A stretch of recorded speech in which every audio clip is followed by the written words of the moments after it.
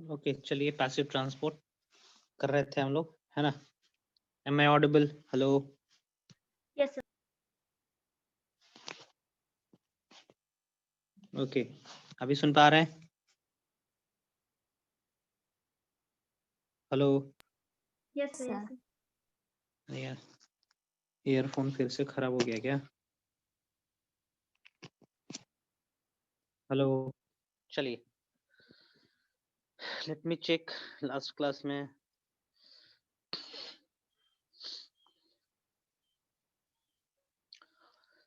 Okay आप gated and gated channels के बारे में बताना था। एक एक्वापोरिन से बना हुआ है वाटर चैनल। फाइन, चलिए इसी को कंटिन्यू करते हैं हम। अब gated channel and gated channel क्या है?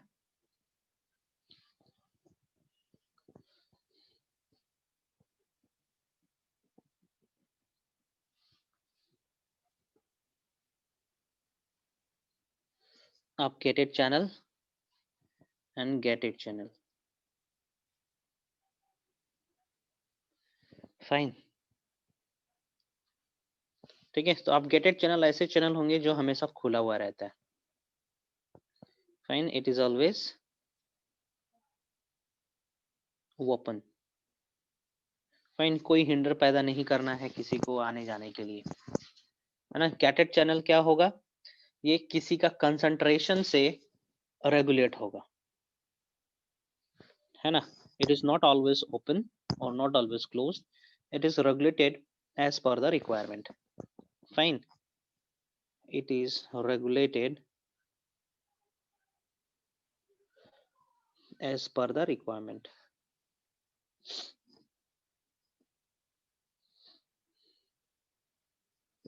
ना जैसे जैसे आवश्यकता पड़ता है उसी तरीके से रेगुलेट होता है। Fine, it is regulated by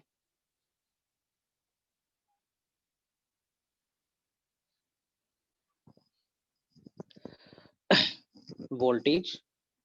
ठीक ना, किससे रेगुलेट होगा? वोल्टेज से।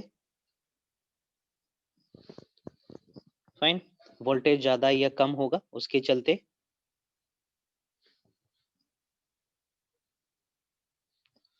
फाइन, इसके बारे में बता रहा हूँ। रेगुलेटेड बाय, रेगुलेशन बाय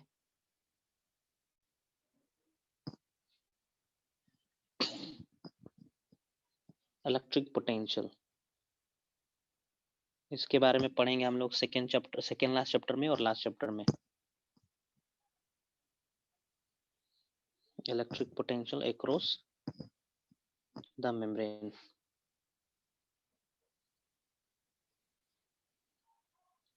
ये भी हम नोट से ही पढ़ाते, लेकिन किसी के पास नोट्स नहीं था स्टूडेंट लोग के पास अभी, है ना? इसलिए हम आप लोग को लिख के पढ़ा रहे हैं। सोडियम चैनल एक ऐसा चैनल है जो कि रेगुलेट होता है वोल्टेज से। Fine, across the membrane. Cell के अंदर का सोडियम का कंसंट्रेशन क्या है और सेल के बाहर का क्या कंसंट्रेशन है, उसकी बेसिस पे ये ओपन होगा या क्लोज होगा। Next, ligand. ठीक है, रेगुलेटेड चैनल। लिगेंड और रेगुलेटेड चैनल कहने का मतलब, फॉर एग्जांपल ये मेम्ब्रेन हो गया। फाइन, इसके ऊपर कुछ रिसेप्टर्स प्रेजेंट है। फाइन, है ना? सो इसके ऊपर कुछ चीजें बाइंड करेंगे, है ना? कोई सब्सटेंसेस बाइंड करेगा, इसको हम लोग कहेंगे लिगेंड, है ना? ये सब्सटेंस इस पे बाइंड करेगा, इसके चलते एक चैनल खुलेगा बगल में और मटेरियल अंदर चला जाएगा। Fine, so it is regulated by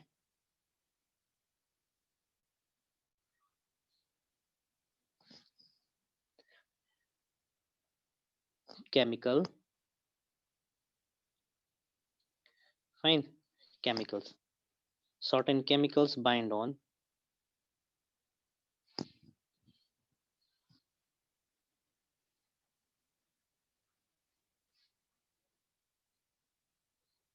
binds on the ligand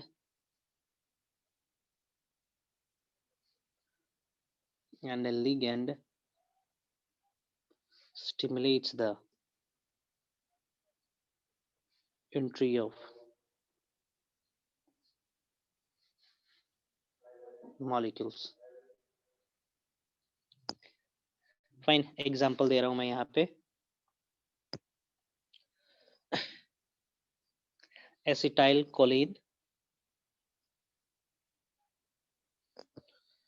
calcium channel,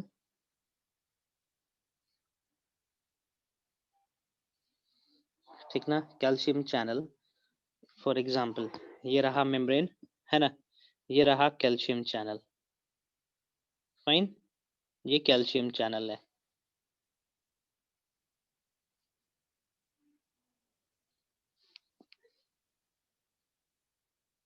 fine, this is calcium channel, यहाँ से एंट्री होना है कैल्शियम आयन का, फाइन। तो इसको रेगुलेट कौन करेगा, यहाँ पे एक लिगेंड है मान के चलिए, है ना, यहाँ पे एक लिगेंड है, फाइन, इस लिगेंड के ऊपर बाइंड करेगा एसिटाइल कोलिन, फाइन, ACH से डिनोट करते हैं, यहाँ पे बाइंड करेगा acetyl choline, acetyl choline bind करते हैं, इसके पास सिग्नल जाएगा, फिर इसके पास सिग्नल जाएगा, जिसके चलते कैल्शियम आयन सेल के अंदर जाना शुरू हो जाएगा। सो इस तरीके से लिगेंड काम करते हैं। नाउ ये खत्म होता है यहीं पे, आगे बढ़ते हैं हम। लिगेंड का मतलब एंजाइम होता है ना, लिगेंड का मतलब एंजाइम नहीं होगा, लिगेंड का मतलब होगा कोई ऐसा मॉलिक्यूल जो मेम्ब्रेन के ऊपर प्रेजेंट है ना, और वो किसी के प्रभाव को सहता है, महसूस करता है और दूसरे को प्रभावित करता है। लिगेंड केमिस्ट्री में आप पढ़ोगे, लिगेंड क्या होता है, कॉम्प्लेक्स मॉलिक्यूल्स होते हैं लिगेंड। सर तो लिगेंड कैसे डेवलप होता है? डेवलप होना मतलब that is part of membrane, membrane का पार्ट है वो, मॉलिक्यूल है, ऑर्गेनिक इनऑर्गेनिक मॉलिक्यूल से बना हुआ है ना। पार्टिकुलर सेल्स डिफरेंशिएशन के दौरान ये लिगेंड बनाते हैं, है ना। ये जो हमने जिक्र करा ये है नर्व सेल, नर्व सेल के पास इस तरीके का लिगेंड प्रेजेंट रहता है।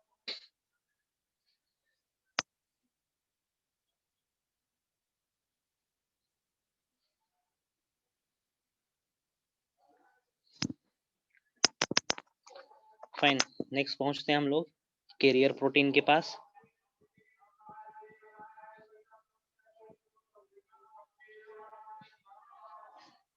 कैरियर प्रोटीन है ना, कैरियर प्रोटीन एक चैनल की तरह होंगे, फाइन, वो चीजों को अलाउ करेंगे अपने अंदर से होके गुजरने के लिए, फाइन। तो कैरियर प्रोटीन दो प्रकार के होंगे, cotransport and uniport. Cotransport port type carrier protein,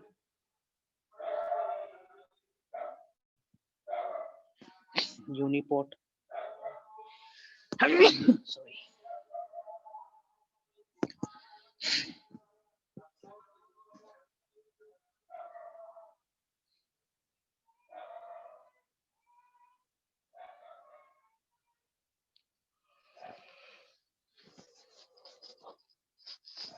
को ट्रांसपोर्ट फर्दर इस तरीके से होगा, देखेंगे यहाँ पे।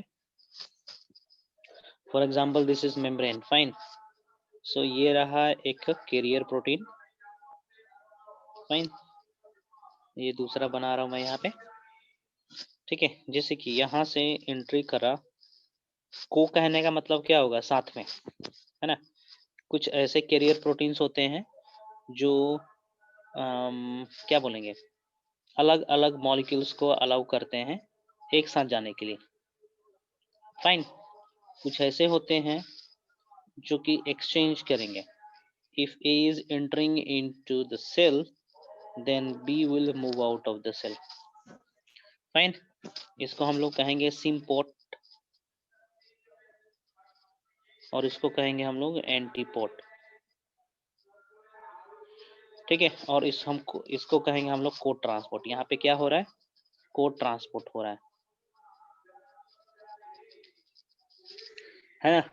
ये चैनल उसी समय काम करेगा जब दो मॉलिक्यूल्स की मूवमेंट होने हैं, ठीक है। Let it be in one direction और इन ऑपोजिट डायरेक्शन, लेकिन दो मॉलिक्यूल्स एक साथ प्ले होने चाहिए। Fine. In case of uniport channel, है ना, एक ही डायरेक्शन में मूव करेगा कोई भी molecules, but one at a time, है ना, इस तरीके से। Fine.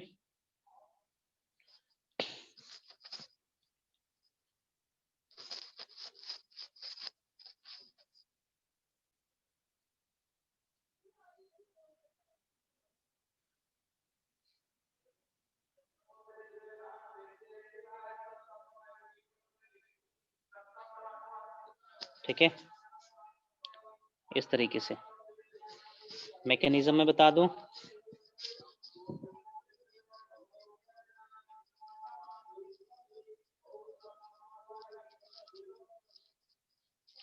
let me tell you the mechanism for this.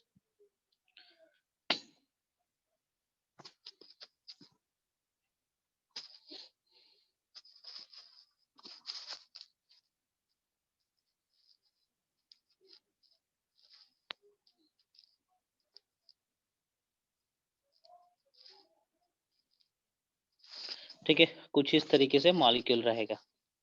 Fine. Carrier protein का ये रहा वो एलिमेंट जो कि अंदर जाना चाह रहा है। फाइन। तो क्या होगा, ये एलिमेंट इधर एंटर करेगा। फाइन। ये ट्विस्ट करेगा अब, है ना। अब ये ट्विस्ट करनी है, जिसके चलते इसका कंडीशन कुछ इस तरीके से हो जाएगा।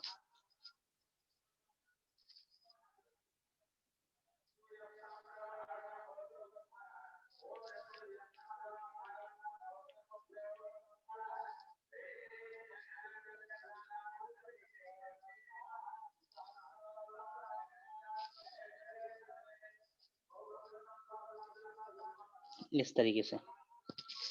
फाइन। और ये मटेरियल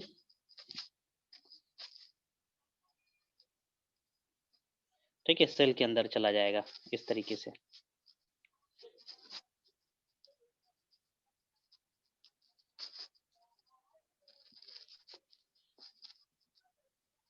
फाइन।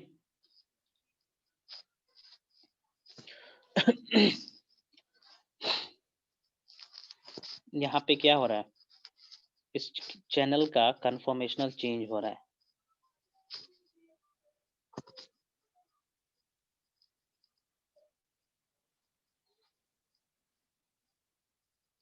कन्फॉर्मेशनल चेंजेस होता है यहाँ पे।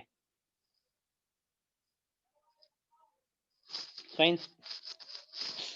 चलिए अब आते हैं हम लोग एक्टिव ट्रांसपोर्ट पे। ये खत्म होता है यहीं पे।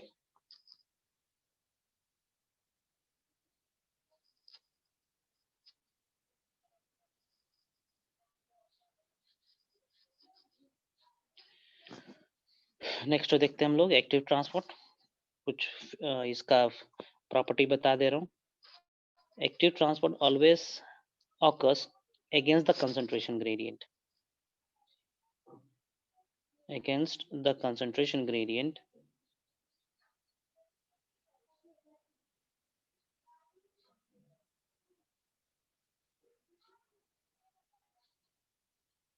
the movement of material occurs.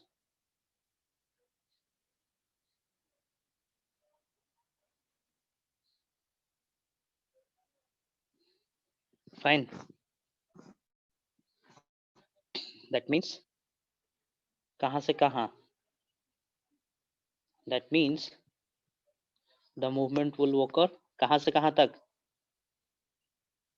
Lower to higher. Very good. Will occur from lower concentration to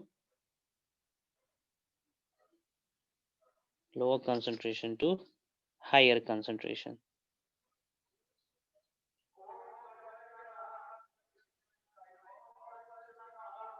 Fine. It is uphill type movement. It shows थोड़ा ऊपर करिए ना।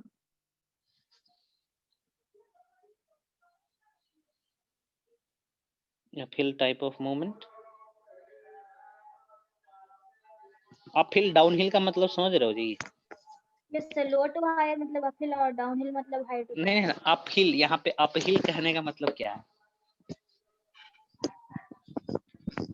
पहाड़ पे चढ़ते समय, पहाड़ पे चढ़ने के लिए ना, पहाड़ पे चढ़ना कितना मुश्किल होता है ना, वो बताया जा रहा है।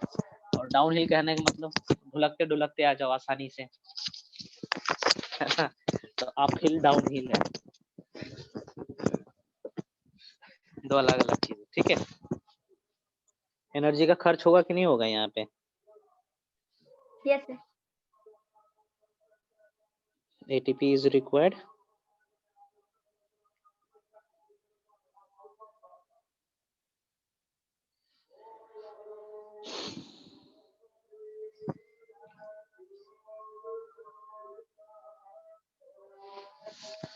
ठीक है,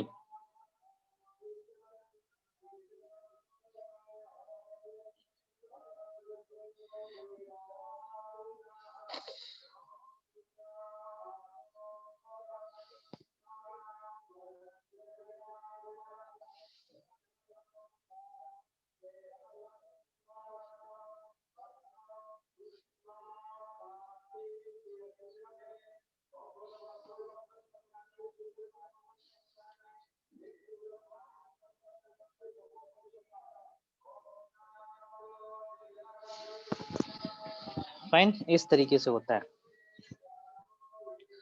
कैसे होता है मैं यहाँ पे बता रहा हूँ, देखो।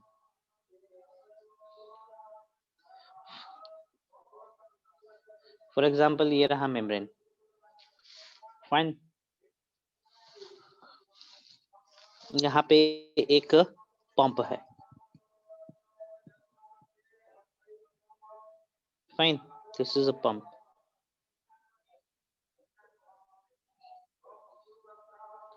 Okay, this is pump. जब एटीपी इसके पास नहीं बाइंड किया हुआ रहता है तो इट शोस एफिनिटी। इसका जो ओपन एरिया है ये एफिनिटी बाहर की तरह दिखाता है, fine. This is pump, fine. ये रहा मॉलिक्यूल जो अंदर की ओर इंटर करना चाह रहा है, फाइन। तो इसके अंदर फिट हो जाएगा एग्जैक्टली।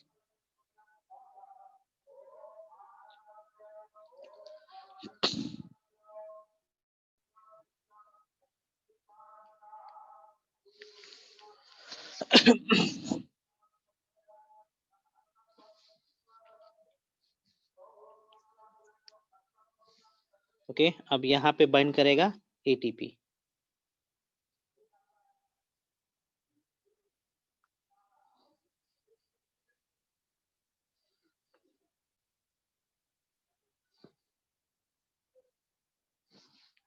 Outside cell. इसको थोड़ा सा मुझे बड़ा करने दो,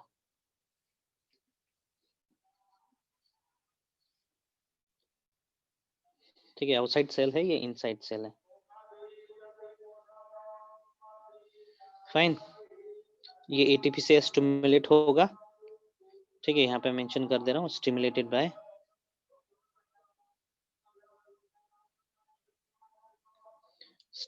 बाय एटीपी, फाइन। अब क्या होगा, जैसे ही इसके पास चार्ज्ड फॉस्फेट आएगा, है ना, ये एक्टिवेट हो जाएगा, ठीक है। अब क्या करेगा, ये ट्रम्बल करने लगेगा, ये अब घूमने लगेगा मेम्ब्रेन के अंदर ही, फाइन। मेम्ब्रेन के अंदर ही अब ये कुछ इस तरीके से घूमने लगा,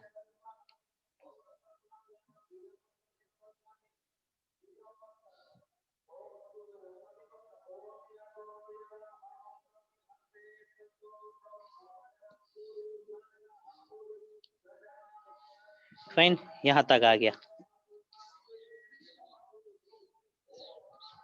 ये चार्ज्ड है, जैसे ही यहाँ पे आएगा ये चार्ज खत्म हो जाना है और ये मटेरियल सेल के अंदर रिलीज हो जाएगा,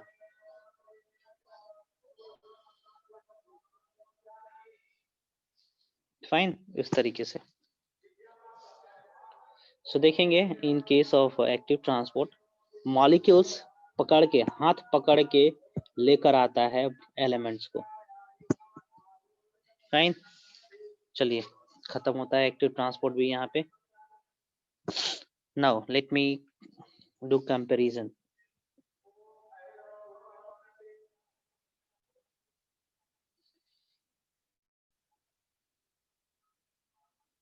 among diffusion,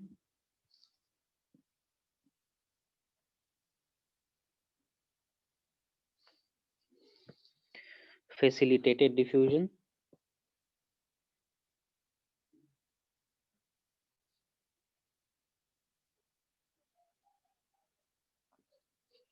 and active transport.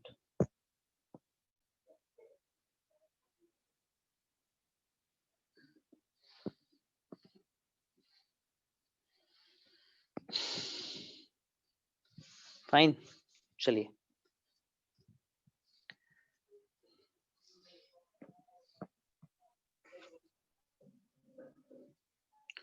पहले देखते हैं special type of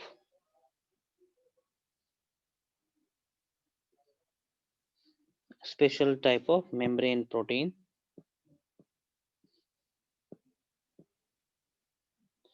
present or absent। तो बताएंगे डिफ्यूजन के केस में special type of membrane protein है क्या? नहीं। नहीं है। फैसिलिटेटेड डिफ्यूजन के केस में है। Very good. एक्टिव ट्रांसपोर्ट के केस में है। चलो दूसरा की मैं दे रहा हूं, movement of protein.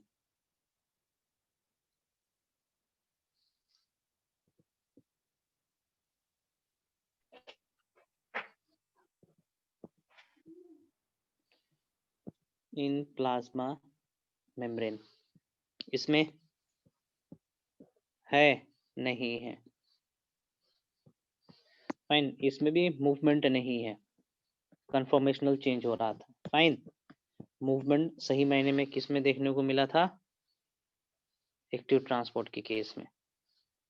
Next, sensitivity to protein inhibitor, ये इंपॉर्टेंट है।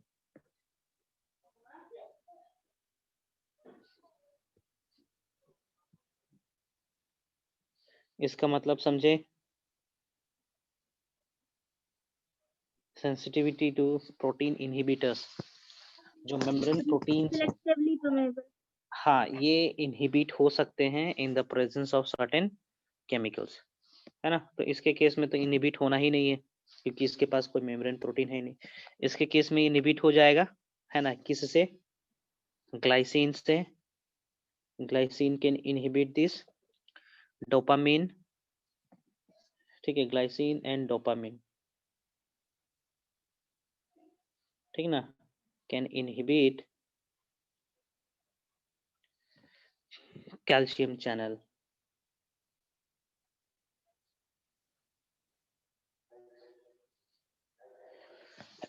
फाइन, इसके केस में भी इनहिबिट हो सकता है, होता ही है।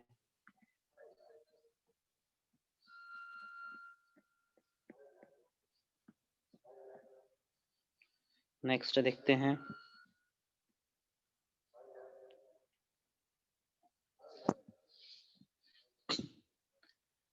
हाईली सेलेक्टिव नेचर, इसका मतलब समझ रहे हो कि नहीं?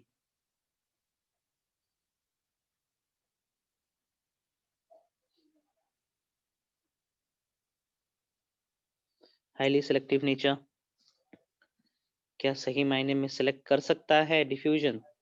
नॉर्मल डिफ्यूजन नहीं कर सकता, ठीक ना। हाईली सेलेक्टिव है, ये भी हाईली सेलेक्टिव है। एनर्जी खर्च करके इसको लगाया जा रहा है जी, तो सेलेक्टिव होंगे ये सब। नेक्स्ट, ट्रांसपोर्ट सैचुरेट हो सकता है कि नहीं?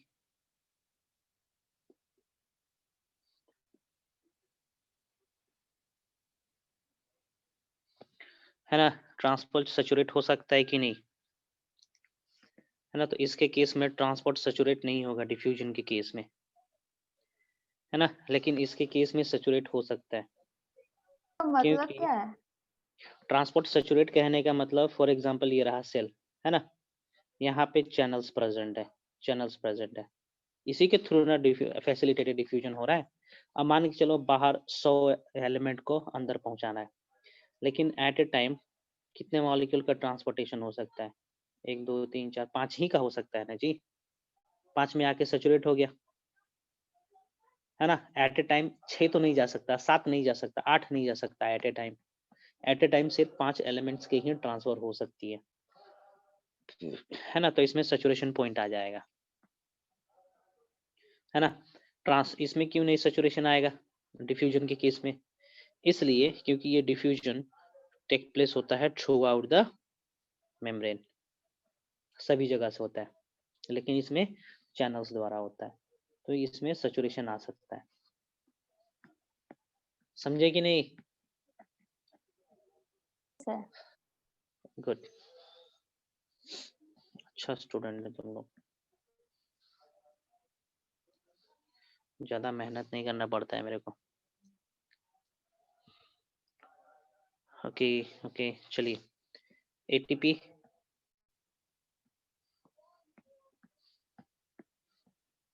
ठीक है, खर्च होता है कि नहीं? ATP require fine. This is downhill movement, ये भी डाउनहिल है, और ये कैसा है? अपहिल मूवमेंट है। फाइन, आगे बढ़े।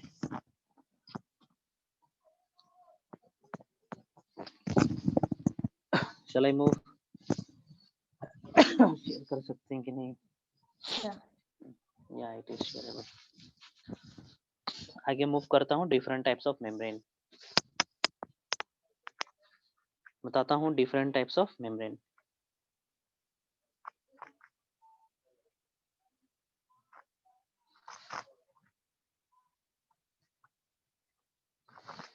with respect to permeability,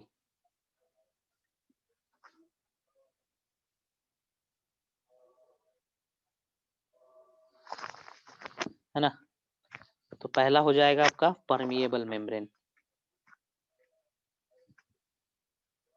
permeable membrane fine. Impermeable membrane,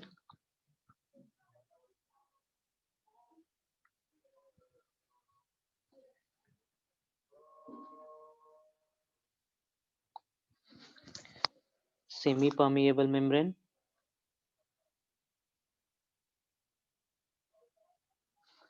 and differential permeable या सेलेक्टिव परमिएबल।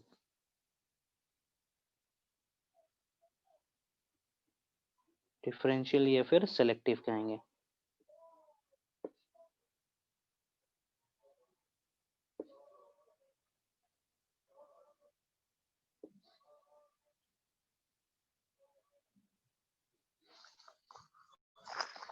फाइन, चलिए देखते हैं permeable membrane, semi permeable, differential, ये सब होते क्या है, किसके रिस्पेक्ट में हम बात करते हैं, ये भी देख लेते हैं।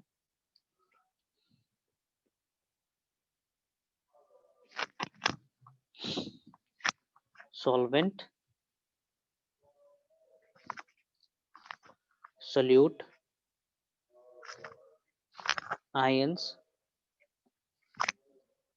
gases, nucleic acid,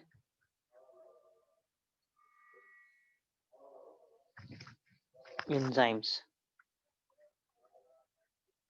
फाइन, देखते हैं। सो नाम से क्या पता चल रहा है परमिएबल मेम्ब्रेन का?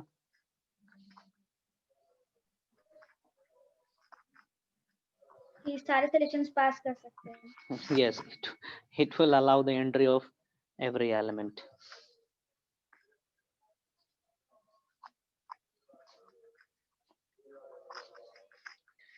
Fine. So in case of permeable membrane सारे चीज अलाउड होंगे।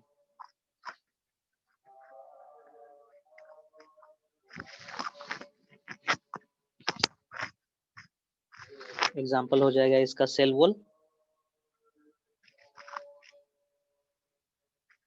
है ना। Cell wall is a permeable membrane, सारी चीजों को अलाउ करता है, ठीक है। इम्पर्मिएबल नाम से पता चल रहा है भैया ये तो गड़बड़ है। तो इम्पर्मिएबल भाई साहब किसी को अलाउ नहीं करते हैं एक क्रॉस करने के लिए, फाइन। इसका एग्जांपल मैं कोट करता हूं यहाँ पे, कॉर्क सेल,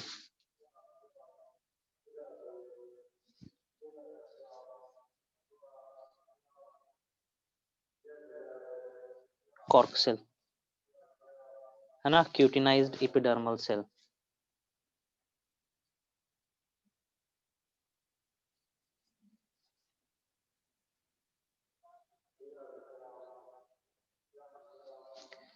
फाइन। नाउ आते हैं हम लोग सेमी परमिएबल। सेलेक्टिव परमिएबल और सेमी परमिएबल में डिफरेंस है जी। फाइन, ध्यान से देखें, क्वेश्चन यहीं से आता है। It will allow the movement of solvent, fine, solvent allowed होगा और गैसेस अलाउड होगा, फाइन, सेमी परमिएबल के केस में, और बाकी सब अलाउड नहीं रहेगा। Let me code example for this. एक मेम्ब्रेन,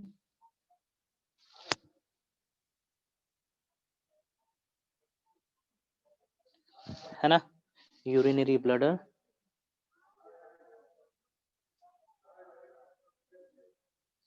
ये हो गया। आर्टिफिशियल एग्जांपल दे रहा हूं, आर्टिफिशियल सेमी परमिएबल मेम्ब्रेन का एग्जांपल दे रहा हूं। लाइक क्वेश्चन आता है यहां से अभी जो मैं लिखने वाला हूं। Cellophane membrane,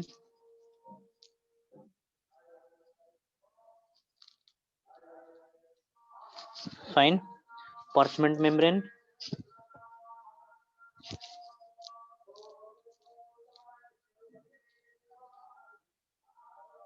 parchment membrane that is skin of goat,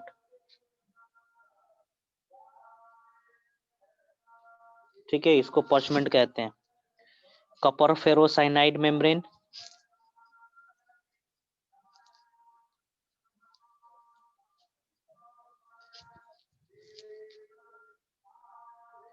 fine, CSC membrane shortcut में कहा जाता है इसको। Colloidal membrane,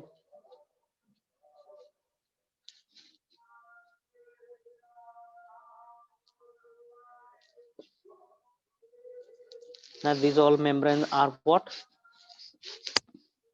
semi permeable। इसमें दो इंपॉर्टेंट है, सेलोफेन मेम्ब्रेन और पार्चमेंट मेम्ब्रेन। सेलोफेन मेम्ब्रेन का इस्तेमाल किया जाता है इसमें किडनी, आर्टिफिशियल किडनी केस में, ठीक है, डायलिसिस के केस में।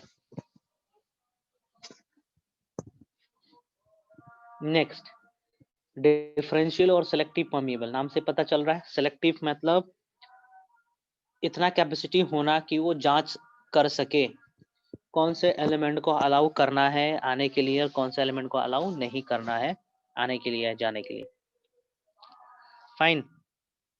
सॉल्वेंट है यहाँ पे, सॉल्वेंट, सोल्यूट, आयन, है ना, ये सब सेलेक्टिव है, fine. Gases, but enzymes and this DNA मतलब अलाउ नहीं हो सकते हैं, फाइन। एग्जांपल मैं दे रहा हूँ, plasma membrane, tonoplast, nuclear membrane.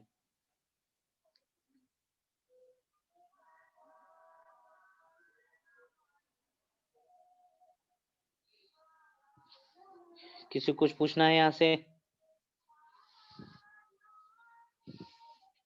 किसी को कुछ पूछना है? कोलॉइडल मेम्ब्रेन क्या होता है? क्या क्या? Colloidal membrane, colloidal, colloidal, colloidal membrane बना हुआ है कोलॉइड से, कोलॉइड मटेरियल से बना हुआ है।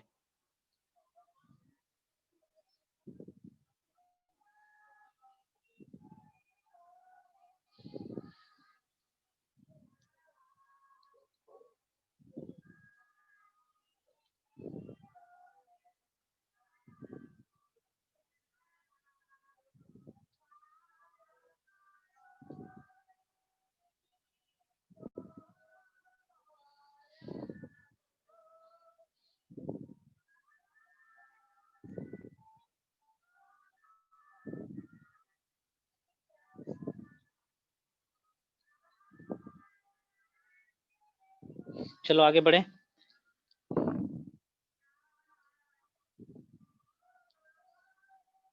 आगे बढ़े। कोलॉइड्स आप पढ़ते हैं ना केमिस्ट्री में, वही है कोलॉइडल। वो सेम मेम्ब्रेन क्रिएट किया जा सकता है, फ्रीक्वेंट यूज नहीं है। आगे बढ़े। Yes sir. Sir sol gel colloids होते हैं ना, उसी का तरह कोलॉइड भी होता है। Next I am moving to next topic. अगला टॉपिक है ऑस्मोसिस।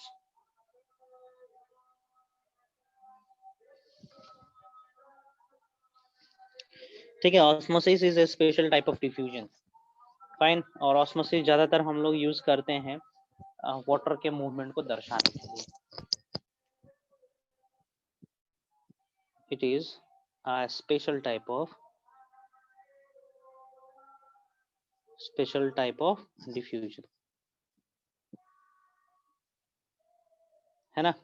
ये स्पेशल टाइप ऑफ डिफ्यूजन है where the diffusion of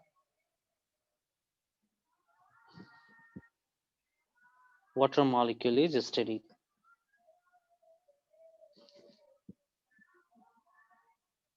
or come into play, है ना। पानी का मूवमेंट हो रहा है यदि, तो हम बोलेंगे कि डिफ्यूजन, ना बोल के ऑस्मोसिस हो रहा है बोलेंगे।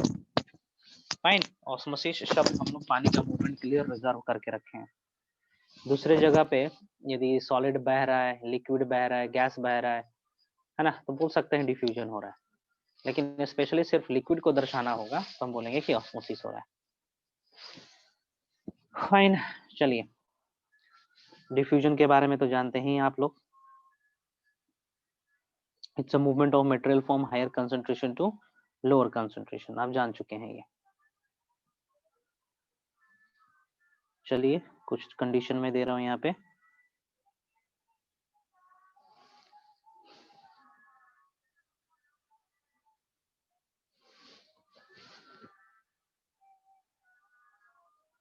This is semi permeable membrane.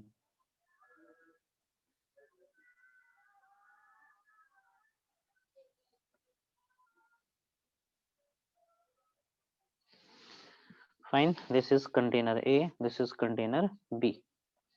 Okay, पानी भरते हैं इसमें।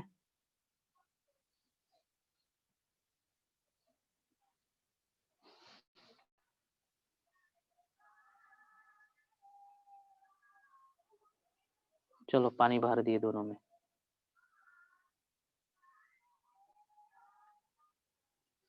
ठीक है, दोनों का पानी का लेवल बराबर है। फाइन। अब क्या करते हैं, इसमें कुछ कारनामा करते हैं। चलो,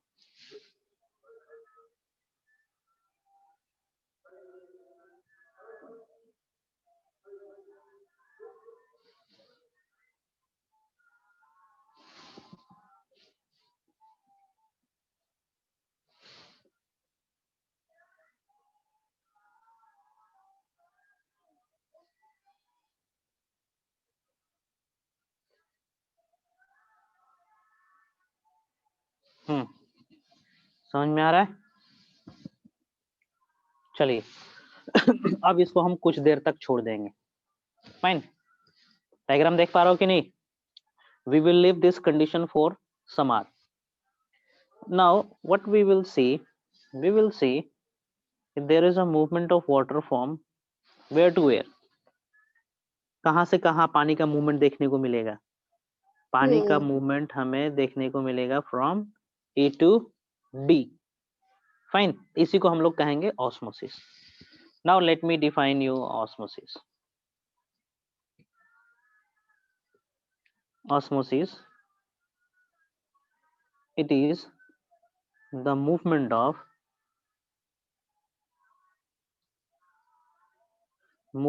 water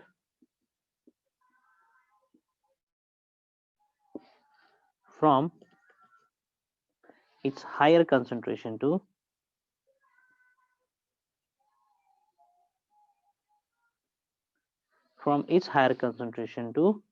lower concentration। B to A होना चाहिए ना? हाँ, B to A होना चाहिए। कैसे? पानी का अमाउंट किस में ज्यादा है? पानी का अमाउंट किस में ज्यादा है? Solute, solvent, solute, solvent. Come on tell me. एक दूसरे के कंपैरिजन में यहाँ पे सॉल्यूट क्या है? कम है, सॉल्वेंट ज्यादा है ना? बी में आओगे तो ए के कंपैरिजन में सॉल्यूट क्या है? ज्यादा है, सॉल्वेंट कम है कि नहीं है? Yes, sir. Yes, sir. Fine, okay. चलिए आएंगे। क्या डाउट हो रहा है हमको पता है तुम लोग को? मुझे पता है क्या डाउट है। अभी पढ़ो, यहाँ पे देखो। It is the movement of water या solvent from its higher concentration to lower concentration, इसको ऑस्मोसिस कहेंगे। मतलब हायर पानी का कंसंट्रेशन से लोअर पानी के कंसंट्रेशन की तरफ जा रहा है कि नहीं है osmosis? Osmosis Yes. Is the movement of what? Water. कौन से कंडीशन से? ज्यादा Higher पानी वाले कंडीशन से कम पानी वाले कंडीशन की तरफ मूव करते हुए दिख रहा है। Fine. I can define the osmosis with respect to solute.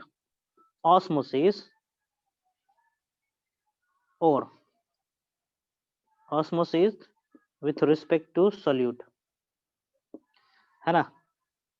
It is the movement of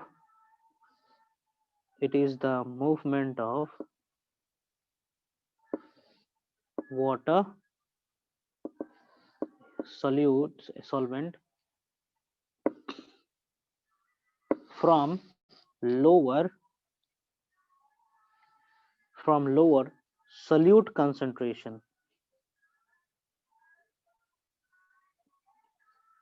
lower solute concentration to higher solute concentration।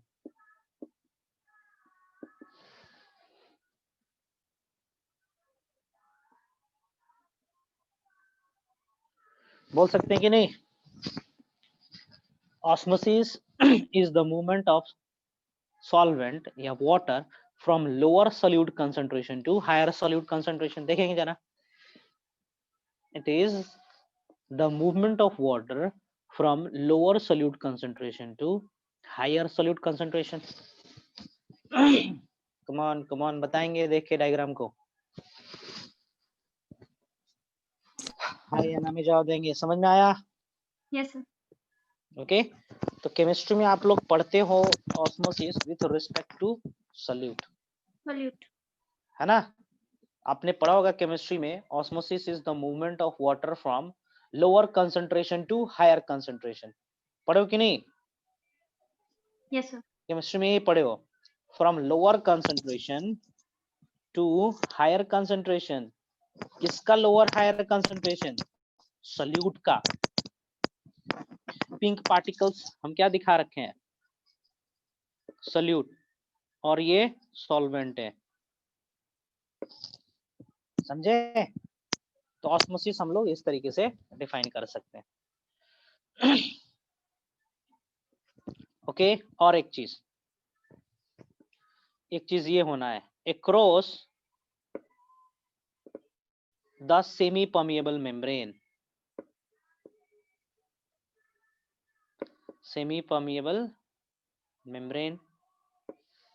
and there is net movement of water occurs, and net movement of water occurs। Net कहने का मतलब होगा कि ए से B तक ही जाएगा पानी, ऐसा नहीं है ए से बी में पानी चला गया तो कुछ बी से ए में भी आएगा, नहीं ऐसा नहीं होता। फाइन, तो ये इंपॉर्टेंट है। सेमी परमिएबल मेम्ब्रेन होता है इन केस ऑफ ऑस्मोसिस, लेकिन डिफ्यूजन के केस में सेमी परमिएबल मेम्ब्रेन नहीं होता है, या सेलेक्टिव परमिएबल मेम्ब्रेन नहीं होंगे। जैसे कि पेट्रोल टैंक में है, उड़ जाता है, तो ये भी एक डिफ्यूजन है। फाइन, यदि आप इंक डालोगे पानी में तो पूरा डिफ्यूज कर जाता है। फाइन, मिल्क पानी में डालोगे डिफ्यूज कर जाता है। डिफ्यूजन के केस में कोई मेम्ब्रेन नहीं रहता है, but in case of osmosis a membrane is there between two conditions. Fine, चलो हम यहाँ पे एक्सप्लेन करते हैं आप लोग को osmotic pressure.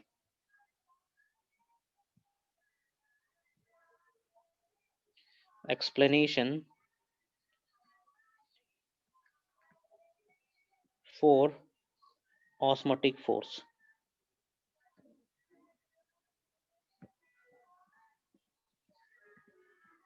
That is osmotic pressure. Osmotic pressure. Fine. इसको explain करता हूँ मैं यहाँ पे. In order to explain this, I will take the help of a thistle and a funnel. या फिर thistle funnel बोलेंगे, sorry. It can be explained by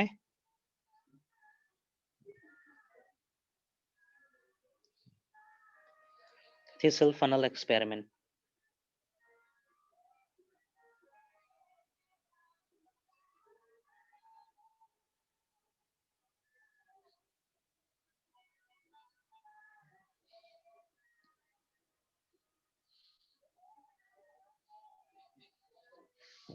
आई लिखे हैं THISTLE. हाँ हाँ, प्रेशर पाई पाई पाई, के ये बगल में। हाँ ये पाई है. It is explained by thistle, THISTLE. कौन सा? हेलो, पूछ रहे थे पाए है ना? हाँ पाई पाई. फाइन, चलिए लेते हैं. कंडीशन में बता रहा हूँ. For this we need to take a jar,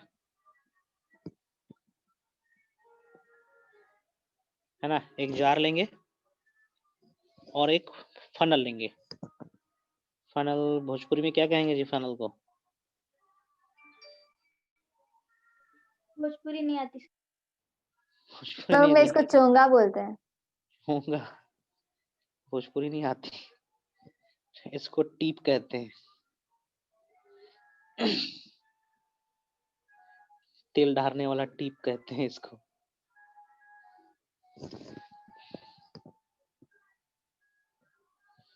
किसी को भोजपुरी नहीं आता है?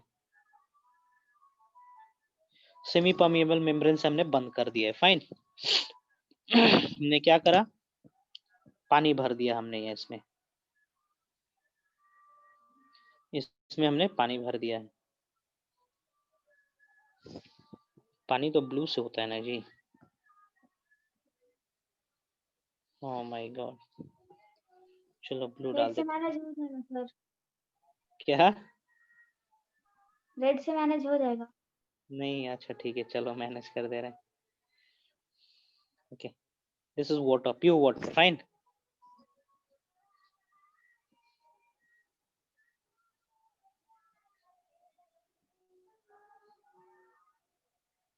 Hundred percent pure water, distil water हमने ले रखा है. Fine fine fine.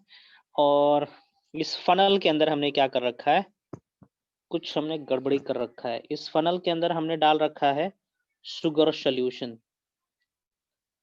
Sugar solution डाल रखा है हमने इसके अंदर. 10% शुगर सोल्यूशन या 5% शुगर सोल्यूशन बोल सकते हैं हम. 5% शुगर सोल्यूशन है. मतलब अच्छा 5% शुगर सोल्यूशन है. कहने का मतलब इसके पास 100% प्योर वाटर होगा क्या? 100% प्योर वाटर होगा क्या? होगा 100% प्योर है क्या ये? मतलब क्या सिर्फ और सिर्फ उसमें पानी है? सर। नहीं है, है ना? इसमें 5% शुगर है, तो ये 100% प्योर नहीं है। प्योर कहने का मतलब सिर्फ एक ही मटेरियल प्रेजेंट होना, लेकिन ऐसा तो है नहीं यहाँ पे।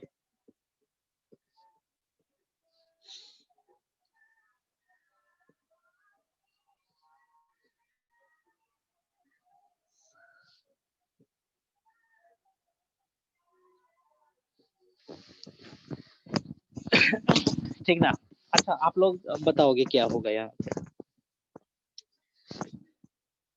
ठीक है, दिस इज फनल, और फनल के अंदर हमने क्या कर दिया, एक थिसल डाल रखा है। थिसल मतलब इस तरीके का एक मटेरियल होगा, इंस्ट्रूमेंट होगा, जो कि रोकने का काम करेगा, इसको थिसल कहेंगे। हाँ जी, can you explain, can you tell me what will happen here? Okay, देखेंगे इसके अंदर, देखेंगे जरा सॉल्यूट का कंसंट्रेशन और सॉल्वेंट का फनल की कंसंट्रेशन, तरफ जाएगा पानी। है ना? और Yes. हमेशा जब भी हम सॉल्यूट और सॉल्वेंट कहेंगे ना, आप किसी के कंपैरिजन में कहेंगे, सॉल्यूट एंड सॉल्वेंट। चलिए वो एरो डाल देते हैं ऊपर नीचे का। सो फनल के अंदर सॉल्यूट ज्यादा है, एम आई राइट? और पानी के अंदर सॉल्यूट कम है ना? क्योंकि ये 100% वाटर है, प्योर वाटर 100%। ओके, फनल के अंदर सॉल्वेंट का कंसंट्रेशन कम है, और इसमें कंटेनर में सॉल्वेंट ज्यादा है। Then what will happen? What will happen? Yes, tell me, tell me, tell me. सिर्फ सर फनल बाहर की से तरफ पानी जाएगा फनल की तरफ पानी। जाएगा। बाहर से पानी मतलब इस सॉल्यूशन से पानी, कंटेनर से पानी किस में जाएगा? फनल में। फनल के अंदर जाएगा, मतलब ऑस्मोसिस हो रहा है, यही ना? ऑस्मोसिस हो रहा है, फाइन। ओके, ठीक है, ऑस्मोसिस हो रहा है, चलो अच्छी बात है, ऑस्मोसिस हो रहा है। ओके, तो क्या होगा, वाटर लेवल राइज होगा कि नहीं होगा? इस फनल के अंदर वाटर का लेवल राइज होगा? सर। ऑब्वियसली होगा।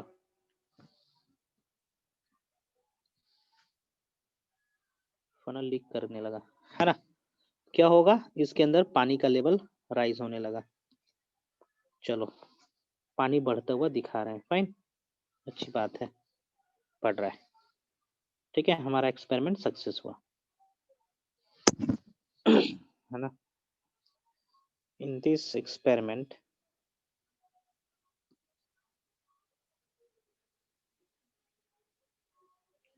we can observe that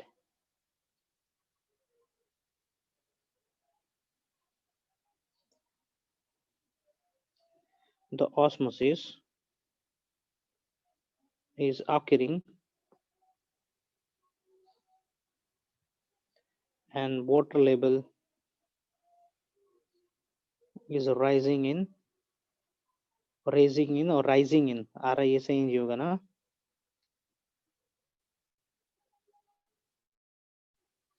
rising in funnel, fine. Osmosis हो रहा है, अगेंस्ट द ग्रेविटी मूव करेगा, फाइन। ये देखो ऑस्मोसिस की शक्ति, है ना? ग्रेविटी के अगेंस्ट में मूव कर रहा है। ओके, चलिए अब क्या करते हैं हम लोग, ये जो एक्स्ट्रा पानी मूव कर रहा है ना ऊपर की ओर, इसको हम मूव करने नहीं देंगे, फाइन। और क्या करेंगे हम, कैसे रोकेंगे? We will apply a thistle over here, है ना? एक हथौड़ी का तरह इंस्ट्रूमेंट यूज करेंगे, है ना? और यहाँ पे एक फोर्स लगाएंगे हम लोग, है ना? इतना फोर्स लगाएंगे कि ये पानी अंदर ना जा पाए, है ना? तो इसी फोर्स को हम लोग कहते हैं पाई या ऑस्मोटिक प्रेशर, है ना? It is the additional force और एक्स्ट्रा फोर्स, और it is the force applied on the thistle to stop the entry of water which was about to move inside the funnel due to osmosis. ठीक है, osmotic pressure एक ऐसा force है जो हम ऊपर से अप्लाई कर रहे हैं ताकि फनल के अंदर पानी ना जाए, उसको हम लोग कहते हैं ऑस्मोटिक प्रेशर। समझे? Yes, sir. Fine.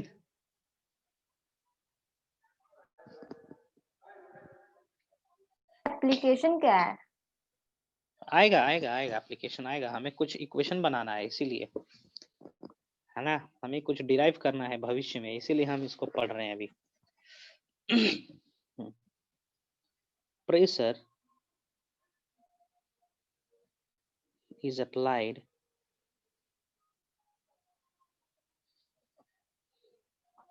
on thistle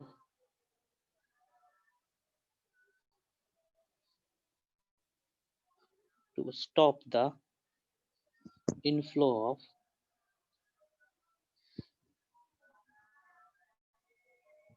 water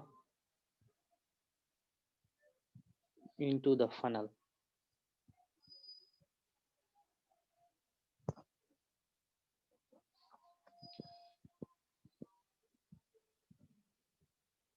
The amount of pressure applied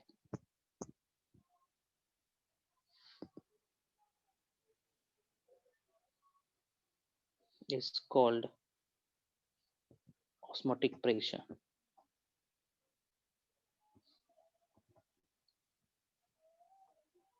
fine, बहुत कुछ आएगा जी, ऑस्मोटिक प्रेशर, ऑस्मोटिक पोटेंशियल, है ना।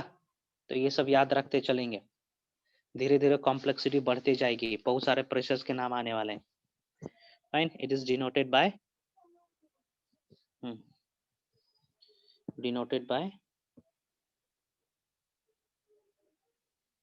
पाई।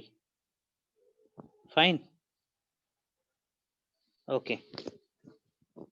नाउ ओके, हमें कितना फोर्स लगाना पड़ेगा? यदि हम छोड़ो, इसको छोड़ो, क्या हमें ज्यादा फोर्स लगाना पड़ेगा यदि हम इसके अंदर का सॉल्यूट कंसंट्रेशन बढ़ाते हैं?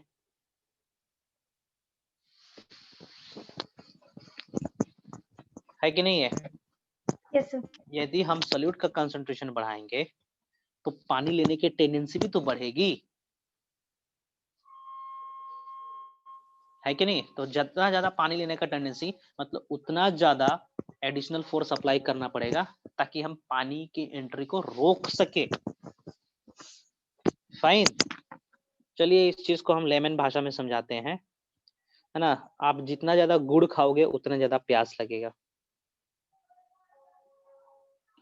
है ना। Osmotic pressure that is pi is directly proportional to concentration gradient,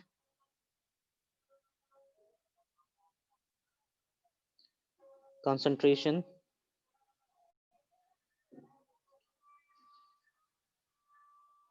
gradient। जितना ज्यादा सॉलिड कंसंट्रेशन उतना ज्यादा एडिशनल फोर्स लगाना पड़ेगा। Fine, it is directly proportional to temperature, है ना। ज्यादा टेम्परेचर होगा तो पानी लेने की टेंडेंसी बढ़ेगी, तो ज्यादा फोर्स लगाना पड़ेगा। Directly proportional to the ionization constant,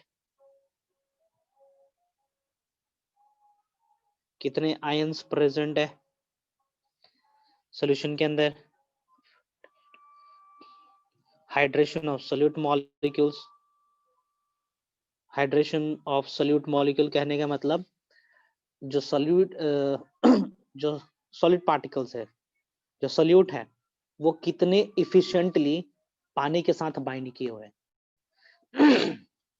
hydration of solute molecule, है ना। ये सब डायरेक्टली प्रोपोर्शनल रहेगा ऑस्मोटिक प्रेशर का, है ना। तो ओपी या फिर पाई इज इक्वल टू, है ना, it is given a formula that is ICRT, है ना। इस टेम्परेचर से फॉर्मूले से कैसे रिलेटेड है?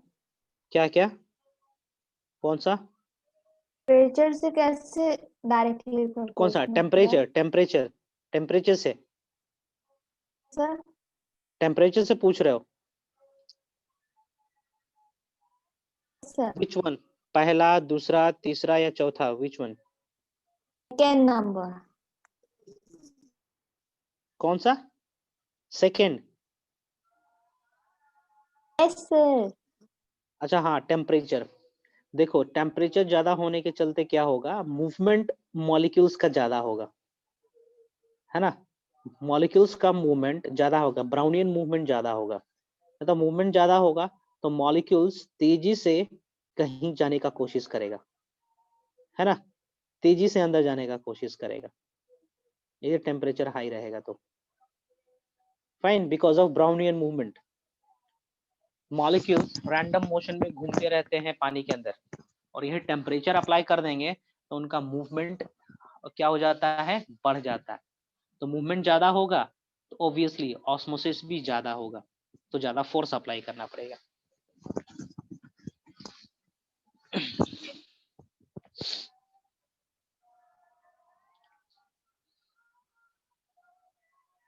ठीक है।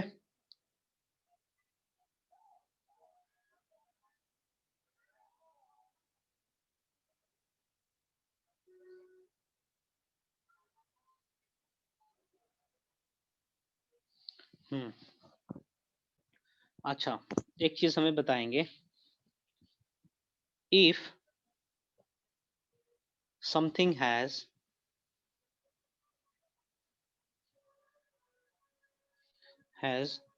हाई ऑस्मोटिक, आर क्या है? आर गैस कांस्टेंट, लिखते क्या ये सब, गैस कांस्टेंट,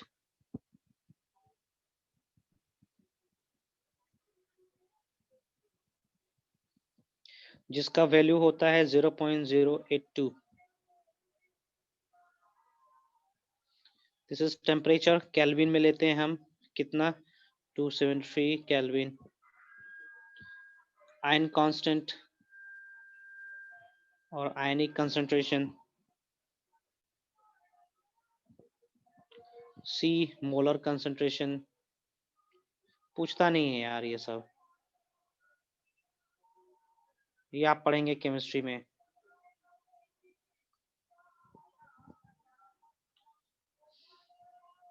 हटाइए हटाइए हटाइए। एक कंडीशन दे रहा हूं, यदि किसी के पास हाई ऑस्मोटिक प्रेशर है,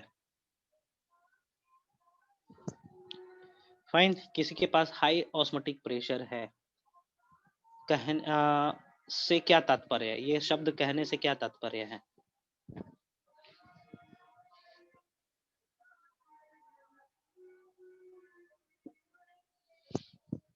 It means it has high tendency to take water, ये होगा ना जी कहने का मतलब, बताएंगे जरा।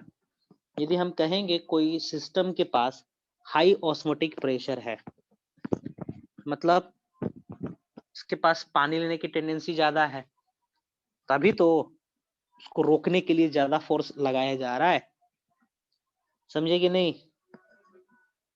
बहुत जरूरी है ये, है ना। ओके, चलिए एक चीज में एक डाटा दे रहा हूं,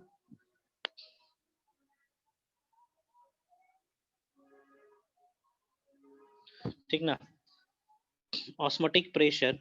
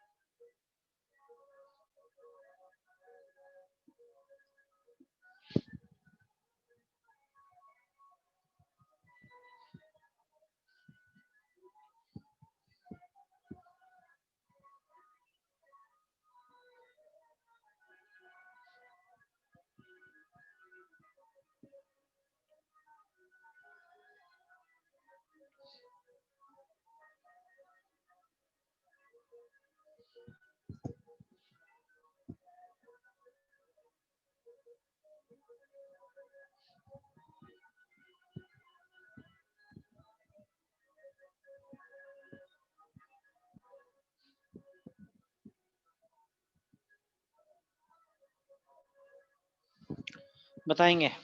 पानी लेने की टेंडेंसी किस में ज्यादा है?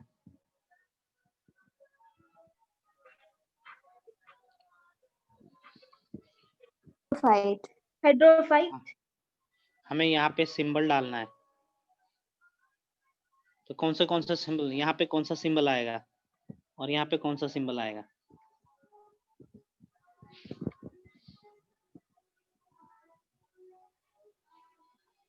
सर 1 में 1। ठीक है ना, याद रखेंगे ये। ठीक है, मेसोफाइट्स के पास सबसे ज्यादा पानी लेने की टेंडेंसी रहती है। हाइड्रोफाइट्स वो पहले ही पानी में है, तो वो कहाँ से पानी एक्सेप्ट करेगा? फाइन, चलो आगे बढ़ाते हैं वो चीज जो आप लोगों को क्लास 9th में पढ़ा चुके हैं। बिहेवियर ऑफ सेल, स्पेलिंग सही है देखो तो।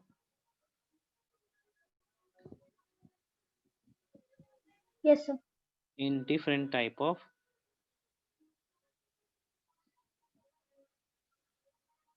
different types of solution।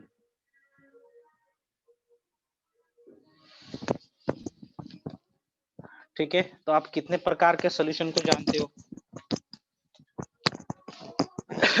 कितने प्रकार के सॉल्यूशन जानते हो? Hypertonic, hypotonic. हाँ हाँ, क्या आइसोटोनिक, हाइपोटोनिक एंड हाइपोटोनिक, और सबका मतलब भी मैं बताया था, रिकॉल कर लेंगे जल्दी। I am giving you 5 seconds।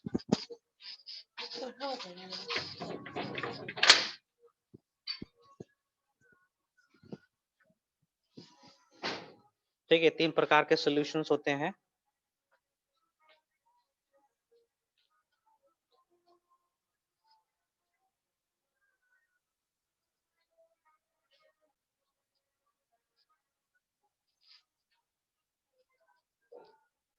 ठीक ना?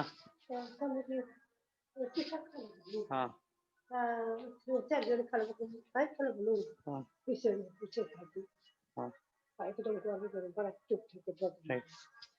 आइसोटोनिक सॉल्यूशन, हाइपरटोनिक सॉल्यूशन,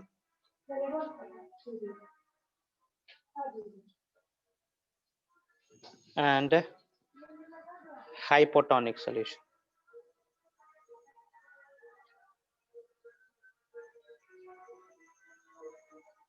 ये ना सो पहले कौन सा डिस्कस करें? हाइपो डिस्कस करें पहले।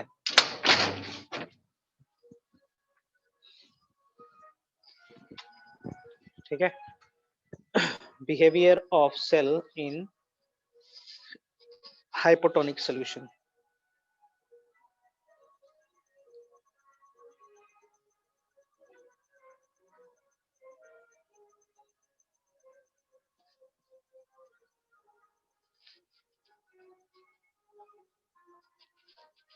हाइपो मीन्स क्या होता है? What is the dictionary meaning of hypo? Lack या कम। कम ना?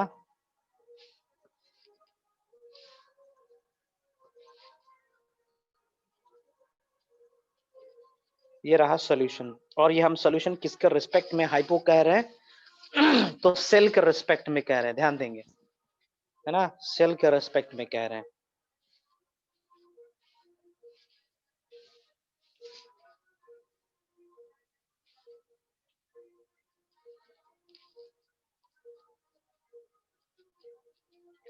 सॉल्यूशन है, कैसा सॉल्यूशन है जी?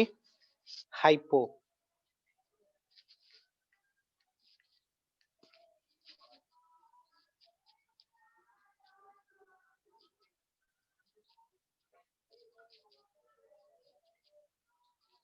ओके, हाइपो का मतलब क्या होगा?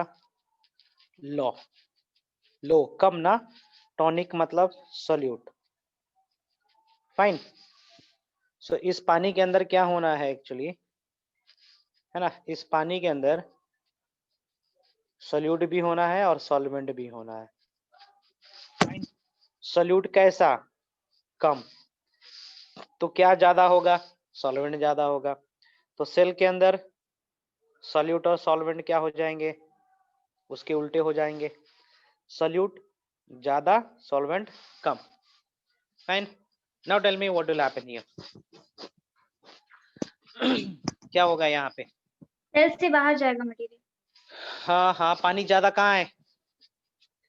सॉलिड बाहर तो यार, जाएगा, सॉल्वेंट के अंदर आएगा। अरे यार, वी आर स्टडिंग ऑस्मोसिस ना, we are not studying diffusion, we are studying osmosis, and in case of osmosis solution से we will सेल में deal, जाएगा। हाँ, we will deal the movement of water only। हाँ, समझ में आया? ठीक ना? सॉल्यूट की जिक्र, सॉल्यूट जिक्र करेंगे, बट यहाँ पे सॉल्यूट का मूवमेंट नहीं दिखाएंगे हम लोग। Fine, we will demonstrate the movement of water only.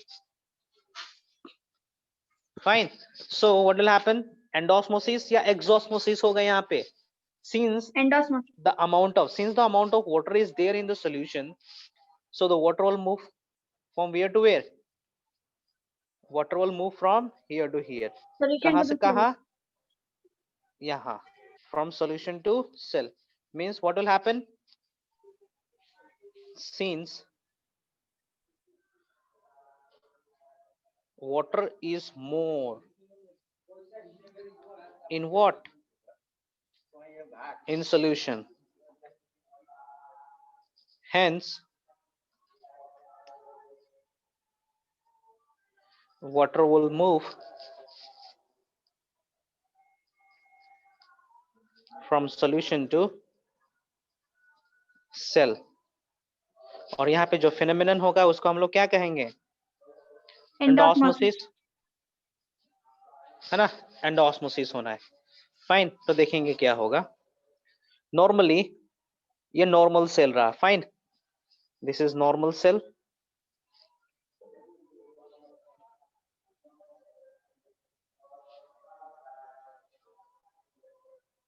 ये नॉर्मल सेल है। फाइन,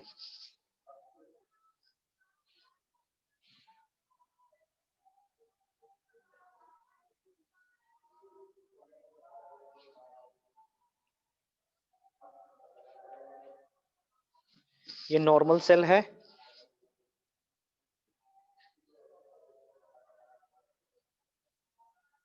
नॉर्मल सेल,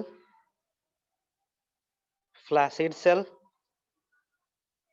फाइन, यहाँ पे टारगर प्रेशर 0 है, ठीक ना? वॉल प्रेशर भी 0 है। Turgor pressure means the pressure applied by the plasma membrane on cell wall, उसको हम लोग कहते हैं टीपी। ठीक ना? डब्ल्यूपी कहने का मतलब wall pressure, the pressure applied by the wall on plasma membrane, है ना? ये दोनों एक दूसरे को बैलेंस करते हैं।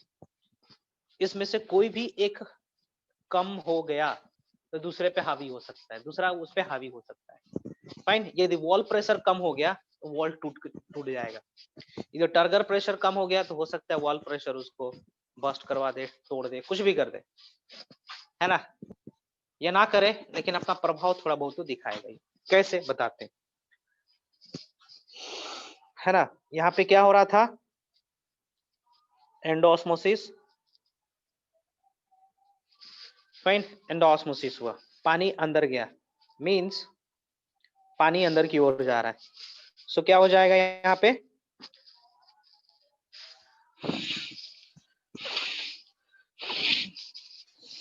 हाँ, यहाँ पे टर्गर प्रेशर 0 है, वही बता देंगे, ये सही रहेगा। टर्गर प्रेशर यहाँ पे क्या है? 0 है,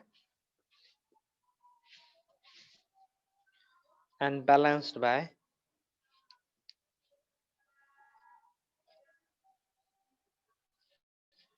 वॉल प्रेशर। ठीक है, यहाँ पे क्या होगा देखेंगे, पानी अंदर जाने के चलते सेल का साइज थोड़ा सा बढ़ेगा, थोड़ा सा सेल का साइज बढ़ेगा, जिसको हम लोग क्या कहेंगे? टर्जिड सेल कहेंगे।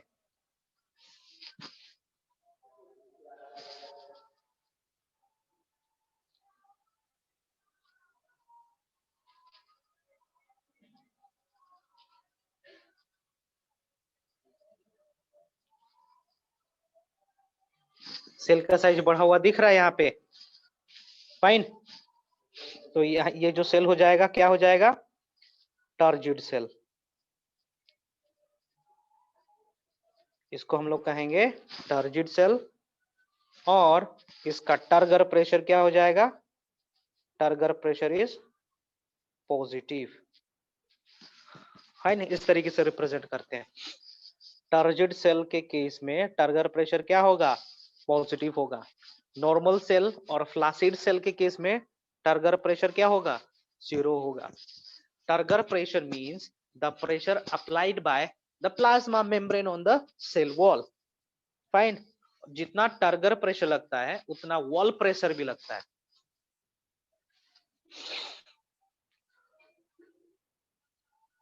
Turgor pressure, pressure applied by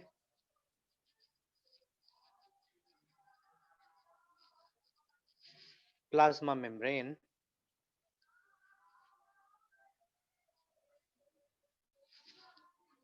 on wall, ठीक है, due to increase in its volume.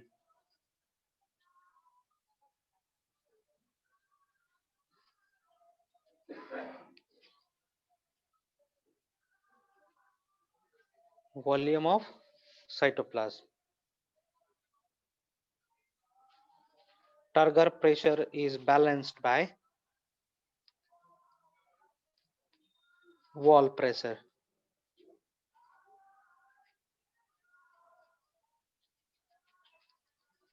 Wall pressure is exerted by cell wall on plasma membrane, है ना। टर्गर प्रेशर इस पॉइंट ऑफ कंडीशन पे टर्गर प्रेशर और wall pressure की magnitude same होनी है। फाइन, तभी बैलेंस हो रहा है। ये टर्गर प्रेशर और ज्यादा हो जाएगा तो सेल वॉल बर्स्ट कर जाएगा। If turgor pressure is not balanced bye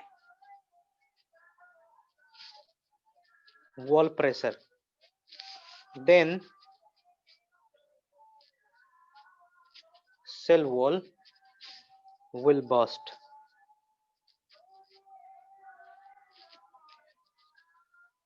कौन स्पेलिंग सही है जी? BURST या BRUST? BURST। पहला सही है ना। सेल वॉल बर्स्ट कर जाएगा। फाइन, चलिए आज इतना ही रहने देता हूँ। अगला दिन में हम लोग पढ़ेंगे बिहेवियर ऑफ सेल इन कौन सा सोल्यूशन, हाइपोटोनिक, हाइपरटोनिक, ठीक ना, हाइपरटोनिक करेंगे। फाइन, यहीं पे रहने देता हूँ, एंड करता हूँ मैं।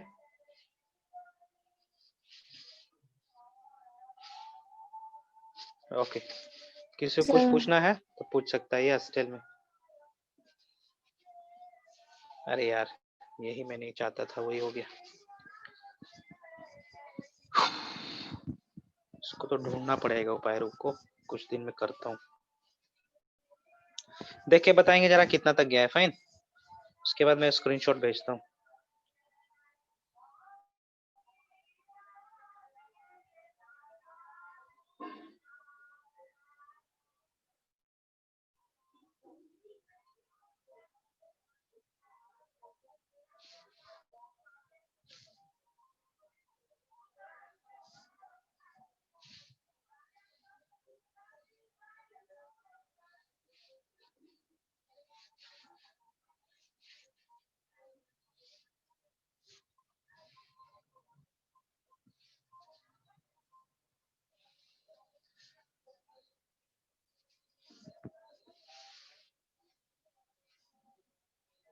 इसमें सब लोग है ना?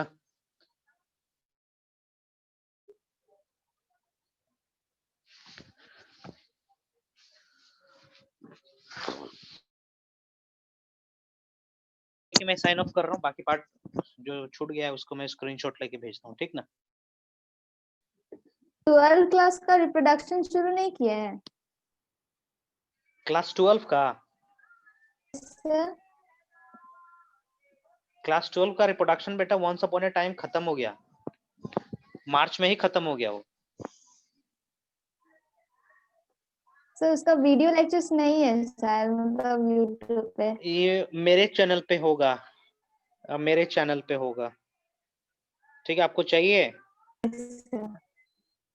देखते हैं उसमें सारा सर चीज है कि आपके नहीं, A to Z। चैनल में देख लेंगे हम। ठीक ना, नाम होगा तुमको पता तब ना, मैं खुद ढूंढता हूँ दूसरे मोबाइल में, तुम मिलता नहीं है, तुमको कहाँ से मिल जाएगा। है ना। रुको देखता हूँ मैं।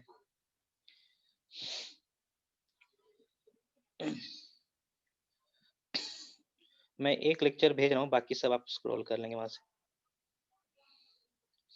हम्म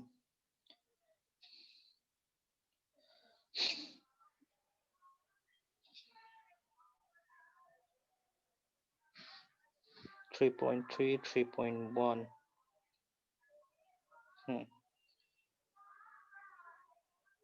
ज्योत्सना ना,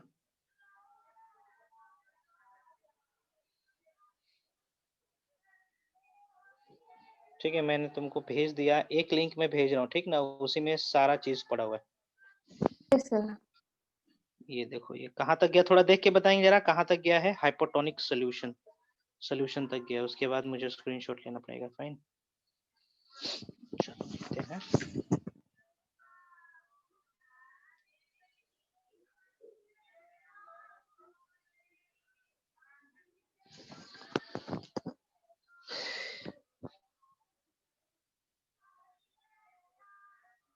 यहाँ तक गया है, फाइन। इसके बाद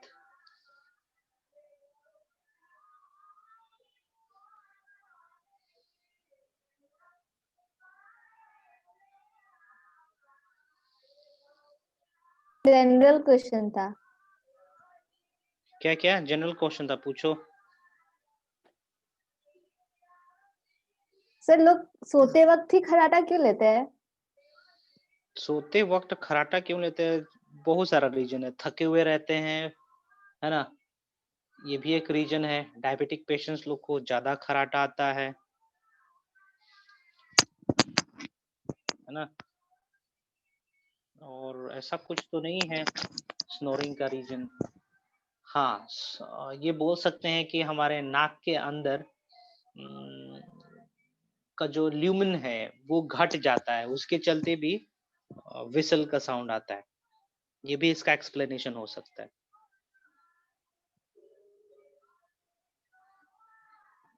ना। डायबिटिक पेशेंट्स को ज्यादा खर्राटा आता है, लेकिन जरूरी नहीं है, दूसरों को भी आ सकता है ना। रीजन यही होगा कि डायमीटर, नसल नसल चैम्बर का डायमीटर एरिया घट जा रहा है ना, जिसके चलते खर्राटे आते हैं। खुद घट जाता है? हाँ हाँ, खुद ही घट जाता है डायमीटर? ये हो सकता है, लेकिन ये करेक्ट एक्सप्लेनेशन मुझे लग नहीं रहा है ना। एट दिस टाइम मेरे पास करेक्ट एक्सप्लेनेशन भी नहीं है उसका। हाँ, इट इज ट्रू दैट कि डायबिटिक पेशेंट्स को ज्यादा खर्राटे होते हैं, जो थके हुए लोग रहते हैं उनको ज्यादा होता है ना। और साइंटिफिक रीजन तो हम बोलेंगे कि डायमीटर घटने के चलते भी होता है।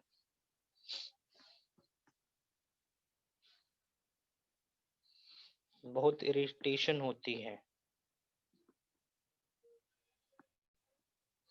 कभी कभी ट्रेन में आप सफर करोगे ना, कोई मिल जाएगा बंदा आपके बगल में जो स्नोर करता है, तब तो हो गया।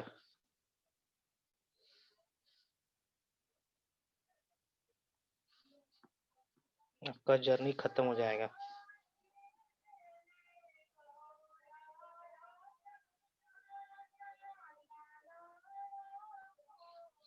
है ना,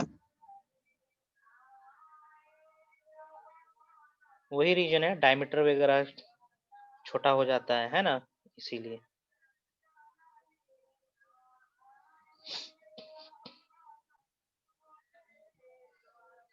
बॉडी पोजीशन भी, यदि हम मुंडी का पोजीशन भी गड़बड़ रख के सो रहे हैं तो उसके चलते भी स्नोरिंग हो सकता है। कुछ हम डायग्राम भेज रहे हैं आपको, है ना, जो कि आपको हेल्प करेगा समझने में।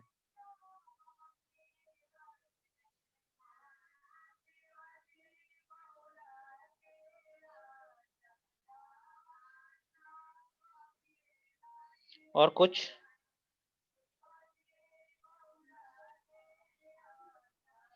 सर हाँ बोलो। सर हाथ का एक नस काटने से इंसान मर कैसे जाता है? अरे क्या क्वेश्चन पूछ रहा है तुम लोग। एक नस काटने का मतलब थोड़ी होता है, नस बोलते हैं नस काट लेना, वो कटता है एक्चुअली में ब्लड वेसल, है ना। ये तो आर्टरी कटेगा या फिर वेन कटेगा। तो आर्टरी या वेन कटने का मतलब है कि प्रेशर ज्यादा है भैया, उसमें ब्लड ज्यादा तेजी से बाहर निकलेगा, है ना। और हमारे शरीर में लिमिटेड अमाउंट, लिमिटेड वॉल्यूम में ब्लड है, हमारे पास क्लोज्ड सर्कुलेटरी सिस्टम है ना। उस ट्यूब में ही ब्लड फ्लो करता है, उस ट्यूब के प्रेजेंस होने के चलते ही एक पार्टिकुलर प्रेशर मेंटेन होता है, और पार्टिकुलर प्रेशर होने के चलते ही ब्लड हमारे पूरे शरीर तक पहुंच पाता है, ब्रेन तक, टो तक पहुंच पाता है। अब प्रेशर में डिफरेंस आएगा तो पहुंच नहीं पाएगा, है ना। जैसे कि आप लस्सी पी रहे हो, फाइन, आप स्ट्रो नहीं लगाया, आप जस्ट लस्सी का जो पाउच है आपने तोड़ दिया है कहीं से, ठीक है, पंचर किया है, आपने माउथ में लेके आराम से एक तरफ से आप प्रेस कर रहे थे, जा रहा था आपके माउथ में आराम से, है ना। लेकिन आप प्रेस करना बंद कर दोगे तो आपके माउथ में नहीं जाएगा, है ना। और ज्यादा प्रेस करना पड़ेगा, मतलब और ज्यादा प्रेशर लगाना पड़ेगा पाउच के ऊपर, है ना, क्योंकि उसका लिक्विड तो बाहर निकलते जा रहा है। सेम चीज होता है हमारे हार्ट के पास भी। हमारा हार्ट एक अमाउंट का प्रेशर एक्सर्ट करता है, जिसके चलते ब्लड मूव करते रहता है सभी जगह पे। अब मान के चलो कहीं से ब्लड बाहर निकल जा रहा है, शरीर के बाहर निकल जा रहा है, तो एडिशनल प्रेशर नहीं लगा सकता है ना। जैसे हम लगा रहे थे, लस्सी आधा पी गए तो और ज्यादा फोर्स लगा रहे हैं, या फिर हम लस्सी का पाउच का वॉल्यूम को छोटा कर लिए थे, लेकिन हमारे शरीर में ऐसा नहीं हो सकता ना। जो ब्लड कैपिलरीज है, जो वेसल्स है, उतना ही लेंथ के रहेंगे। हाँ, जो फ्लूइड था वो घट गया तो प्रेशर कम हो जाता है। तो ब्रेन तक सबसे पहले ब्रेन डेथ होता है, क्योंकि ब्रेन तक ऑक्सीजन नहीं पहुंच पाता है, ठीक है। Blood is related with oxygen and oxygen is related with energy, है ना। And energy is related with the regulation of the working of our nervous system. Continuously हमारा नर्वस सिस्टम काम करते रहता है, ठीक ना। सोडियम पोटेशियम पंप काम करते रहते हैं, है ना। एक्शन पोटेंशियल होते रहता है, चलते रहता है। तो इन सभी चीजों को करवाने के लिए एटीपी चाहिए। एटीपी के लिए ऑक्सीडेटिव फॉस्फोराइलेशन होना चाहिए, और ऑक्सीडेटिव फॉस्फोराइलेशन होता है माइटोकॉन्ड्रिया में। And for that purpose there is a need of oxygen, और ऑक्सीजन को ढोने का काम कौन करता है? ब्लड करता है। तो ब्लड मूव करेगा एक जगह से दूसरे जगह, तभी तो ऑक्सीजन मूव पहुंच पाएगा ना जी। यस सर, तो मतलब बेसिकली प्रेशर मिसबैलेंस होने की वजह से सारा प्रॉब्लम होता है। हाँ, प्रेशर डिसबैलेंस होने के चलते हार्ट पंप नहीं करेगा एफिशिएंटली, हार्ट पंप नहीं करेगा तो बॉडी सभी पार्ट्स के पास ऑक्सीजन नहीं पहुंच पाएगा।